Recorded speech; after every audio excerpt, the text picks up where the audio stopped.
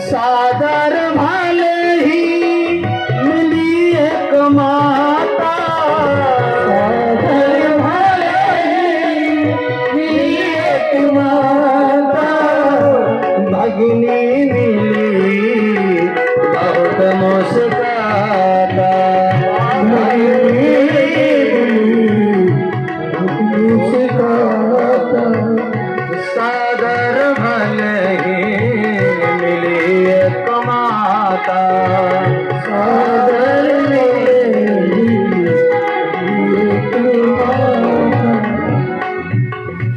अगर प्रेम से कोई मिला तो केवल माँ, तो मानेंगे। जैसे देखा कि सती आई है, तुरंत गले से लगाया, बेटी सब लोग आए मगर तू नहीं आई थी तो मेरा मन नहीं लग रहा था। आ गई, अच्छा हुआ। बहनों ने कहा कि अच्छा सती आई है क्या, चलो अच्छा किया। वैसे तो हमने सुना था कि निमंत्रण नहीं दिया, पर कोई बात नहीं, अपने घर में निमंत्रण की कोई जरूरत नहीं होती। मगर एक ध्यान रखना, अगर हमको निमंत्रण नहीं आता तो हम तो कभी नहीं आते। हाँ तो चलो कोई बात नहीं, तुम आ गए तो ठीक है। मतलब व्यंग मार रही हैं। सती माता ने समझ लिया, कोई बात नहीं। जा करके देखा यज्ञ मंडप में तो सभी छोटे से छोटे देव का भी स्थान है, मगर देवों के देव महादेव का कोई स्थान नहीं है। जैसे अपने पति का स्थान नहीं देखा, तुरंत क्रोध के मारे लाल हो गई और सामने से दक्ष आते हुए दिख गए।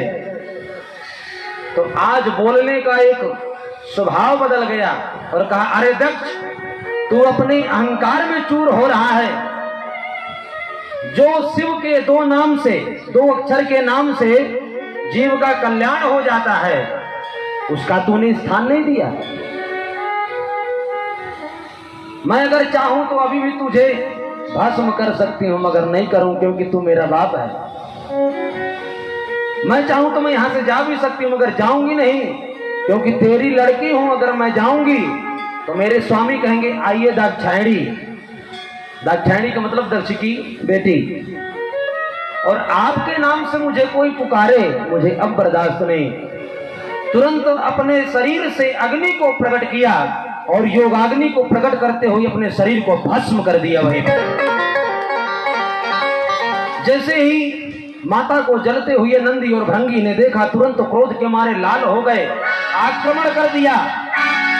मगर भृगु महाराज ने रक्षोहण मंत्र से यज्ञ की रक्षा करी और दोनों गणों को मार पीट करके भगा दिया।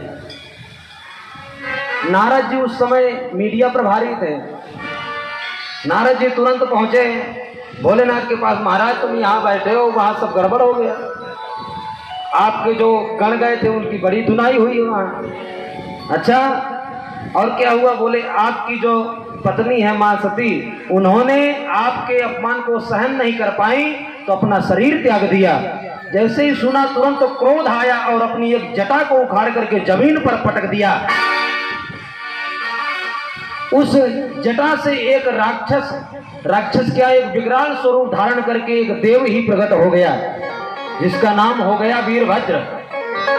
शंकर भगवान ने कहा कि हे वीर ते भद्रम, तुम्हारा कल्याण हो, मगर तुम एक काम करो, जल्दी जाओ और दक्ष को यज्ञ के सहित विध्वंस करके आओ। अब यहाँ से वीरभद्र चले और देखा कि हमारे गण चले आ रहे मार खा करके। पूछा भैया क्या हुआ? अरे मत पूछो, बड़ी पिटाई हुई। बोले चलो, साथ में लिया और गए और पूरे यज्ञ का तहस नहस कर दिया, विध्वंस कर दिया। महाराज भोजनालय में बड़े बड़े कराहा चढ़े हुए थे। हाँ, किसी में रायता रखा था, किसी में मालपुआ है। तो जिसमें मालपुआ रायता दिखे उसी में देवताओं को पकड़ करके वहीं पटक दे सीधे, ले गोविंदाय नमो नमः सबको।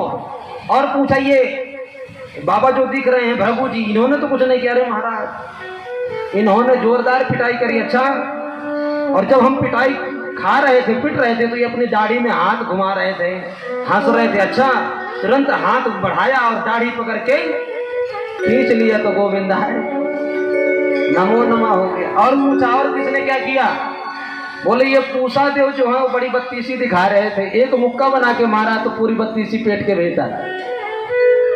और बोले ये जो भग देवता है ये आंख मटका रहे थे कि बहुत बढ़िया पिटाई हो रही है। अच्छा 2 उंगली निकाली और दोनों उंगलियों को आंखों में घुसेड़ दिया, उसका भी कल्याण हो गया। सबको किसी ना किसी प्रकार से नष्ट कर दिया। देवता लोग रोने लगे, वाह हम तो आए थे अपना भाग लेने, दक्षिणा लेने, हमारा भाग तो मिला नहीं, जो हमारा स्वयं का भाग था वो चला गया। और पूछा कि जजमान कहाँ, मेन जजमान जो है भाई उसको बुला। हाँ पूर्णा होती तो वही करेगा। और जैसे देखा कि ये दक्ष है, तुरंत गए, बहुत बड़बड़ाता था, हाथ से गर्दन पकड़ी और घुमाया और धड़ से अलग गर्दन को करके यज्ञ कुंड में सीधे डाल दिया और बोल दिया स्वाहा। महाराज अब तो हाहाकार मच गया कि जजमान ही समाप्त हो गया, तो अब यज्ञ कैसे होगा। सबको अंग भंग करके और वहां से गढ़ लौट के आए, भोलेनाथ को समाचार दिया। अब ये कथा तो और बहुत है, मगर हम अपनी कथा को लेकर चलेंगे। और सती ने शरीर त्यागने के बाद भगवान राघवेंद्र से एक वरदान मांगा था, क्योंकि सती समझ गई थी कि मैं अपने स्वामी के आराध्य का अपमान किया हूँ।